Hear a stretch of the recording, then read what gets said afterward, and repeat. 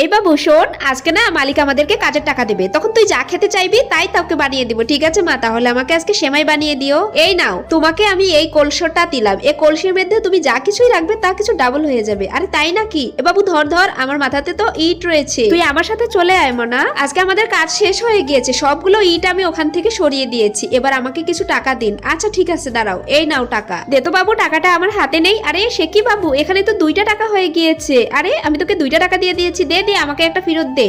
আচ্ছা ঠিক আছে, আমি এখন আসছি। এই যে বোন, আমাকে কিছু দান করো না, আমি 3 দিন ধরে না খাইয়ে আছি। ও তাই নাকি বাবু, এই টাকাটা দিয়ে দে, আমি বাড়িতে গেলে কোনো না কোনো ব্যবস্থা নিশ্চয়ই হবে। আচ্ছা ঠিক আছে মা, এই নাও। আরে মা দেখো, টাকা তো আবারও 2টা হয়ে গিয়েছে। তাই নাকি? এই নাও, তুমি একটা টাকা নিয়ে যাও। সত্যি রে, এই কলসটা যেই লোকটা দিয়েছিল সে তো সত্য কথাই বলেছে, যাই রাখা যাচ্ছে তাই কিছু তো ডাবল হয়ে যাচ্ছে।